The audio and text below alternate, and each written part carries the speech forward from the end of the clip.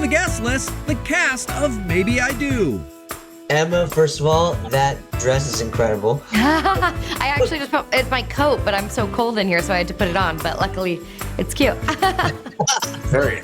So, first of all, this movie has a very unique plot. When you first read the script, were you shocked by what happens, or were you like, oh, is this kind of more relatable and authentic because of all the craziness that goes on? I think both. I guess I was shocked because I felt like our parents had like more of the young adult storyline, and we had the like more mature storyline, which I think was obviously done on purpose, and I loved that. I just feel like, and people will see what I mean when they see the movie, but it's a really fresh take on kind of an old school romantic comedy. Yeah, no kidding. And Luke, those people that play those other couples are such giant heavy hitters. I mean, you guys are as well. But was there somebody on the cast that you were especially excited to work with or impressed by on set? Well, firstly, always excited. I was excited to work with Emma again because we had such a good time making Holiday a few years ago for Netflix. That was awesome.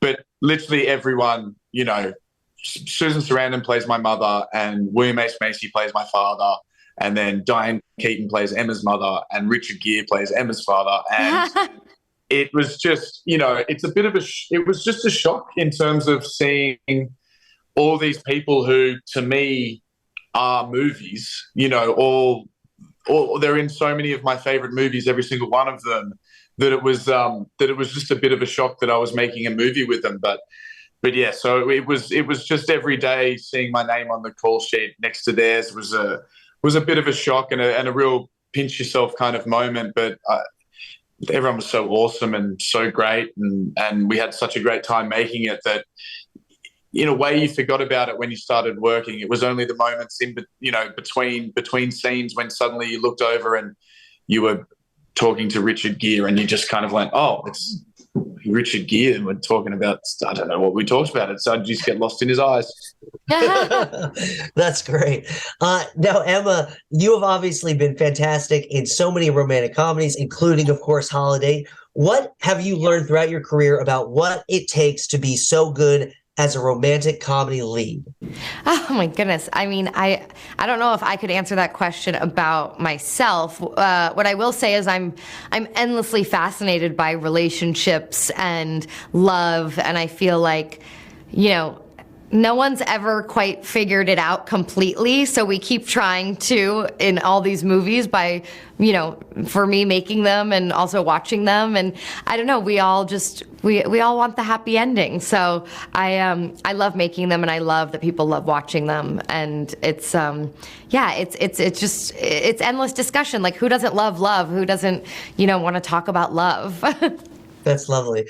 And Luke, obviously, stars' chemistry in romantic comedies are so important. And also, it feels like when you watch something that doesn't have that amazing chemistry, it feels like it stands out so much. So what is it about you and Emma? What is it about the other leads in the movie? What makes chemistry so believable, so relatable, so that you can be like rooting for them on?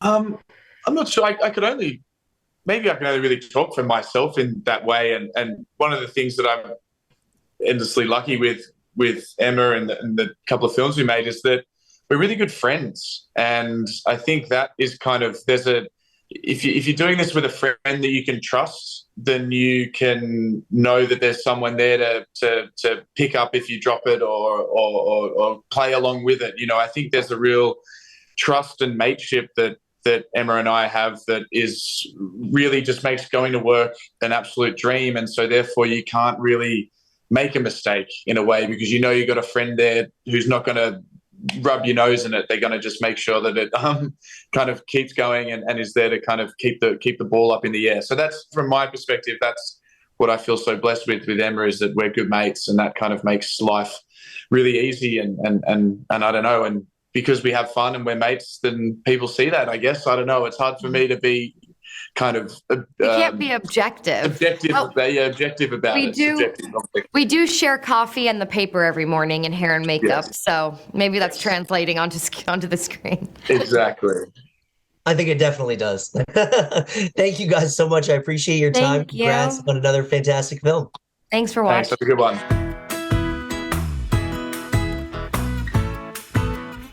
Wasn't your usual kind of movie. You know, you don't start in the middle of the darkest night ever on earth, walking, you know, all night long and talking to a stranger who is, of course, you know, anyway, it's great. It was just the best and the most unusual, and it was freezing, and we were good.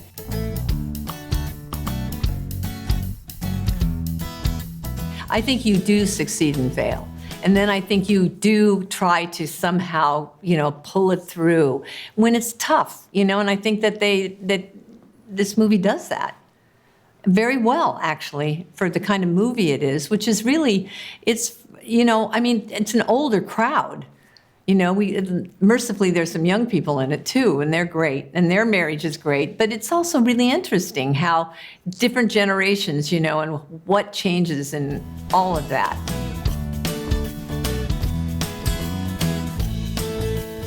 Oh, I have nothing but panic attacks. Like, what's it going to be like? You know, oh God, what am I going to be like sitting next to Richard Gere in the theater, or not Richard Gere rather, or whomever it is, you know. You just, yeah, I'm always a little nervous. You'd have to be kind of, I don't know, very special.